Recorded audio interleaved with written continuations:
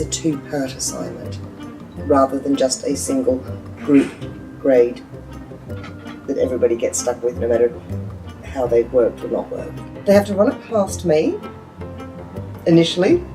They have to speed date it in class.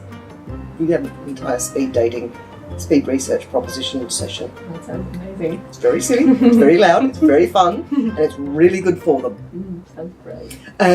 So they actually have to present that, and they get real-time feedback in a speed dating situation. Yeah. Plus they have to talk to Angela about it. Plus they have to then present it. Then they have to go and write it. The students have got quite an open brief on that. They're given a time slot in which they have to present. So as I said, it's one of my scheduling nightmares is actually working them all out. But one group of students that year turned to the Geoffrey Rush Drama Studio into an art gallery. Yeah, we had a video. We had straightforward performances. We had somebody had done a set design, and they'd actually made a model box, and it was as though they were the designers discussing to an acting company what the set was going to look like, and for this particular play, and how and why they'd arrived at their decision. So you can see how that would automatically allow that mechanism with theory and history and practice and that sort of thing, and justification all in. So, it's not just all straight performance. All of our advanced subjects that we have a practical component are capped at 25, okay, great. And that's just purely, you cannot supervise. You've got students rolling around on the floor. You've got students just. There can be a cacophony. We've got the Geoffrey Rush Drama Studio, and while it's not perfect, it's got all the things that we need. It's got a flat sprung floor in the studio. It's got lighting and sound equipment that we can make available to the students, albeit that we need technical support and that sort of thing. What the students are always seeing are trailers for contemporary productions. They're always seeing contemporary production images. We're also asking them to engage with digital archives to set up the sorts of resources that we have in Blackboard. The first go around on each course, it takes up quite a while to set it up. Once you're there, it's just a case of refreshing every year. And the other thing that I think people need to do is to be aware of making sure.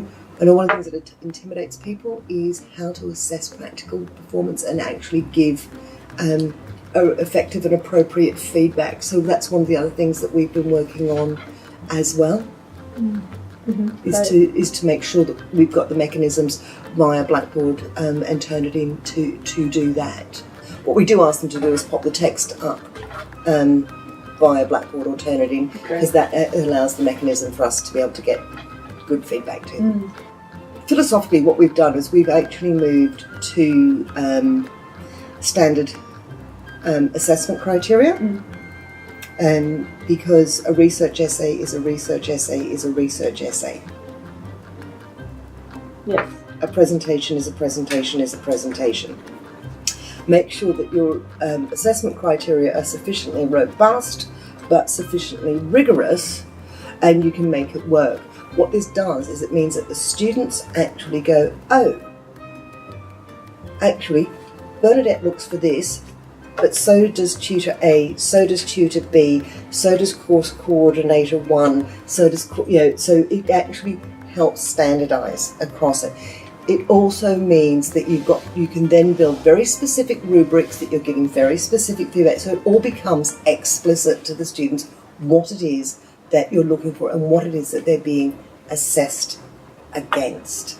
Drama is a two-part subject, it's a two-part discipline, text and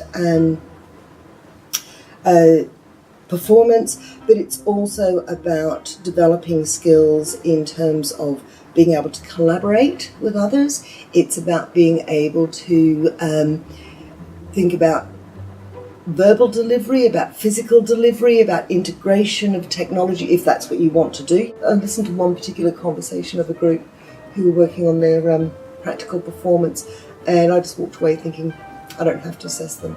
My job is done. Obviously I did, but because they were having such a profound discussion and argy-bargy amongst themselves that in terms of being able to articulate sophisticated concepts and ideas in a respectful manner, in a supportive manner, in a collaborative, all of those things that we want them to be able to do, I said, yeah, my work is done. They were just nailing it. Yeah, absolutely. So the primary focus is to actually allow the students to do well, to create an environment where they can show off their learning, not somebody else's. Yeah. Yeah. And part of creating that environment is to disincentivize the need for poor practice by the students. If they're performing in front of me, I know that that's them. Yeah. Unless, of course, they're twins. Now, does it stop them from going and get somebody to do their research for them, to be an RA? No. But given that we actually give over a couple of tutorials to the preparation for the performance, I'm watching them pull together. They rehearse in their own time, but I'm seeing them actually pull that together in real time. It is identity verified assessment. Great. At 100%. Yes. Do you see what I mean? Yes.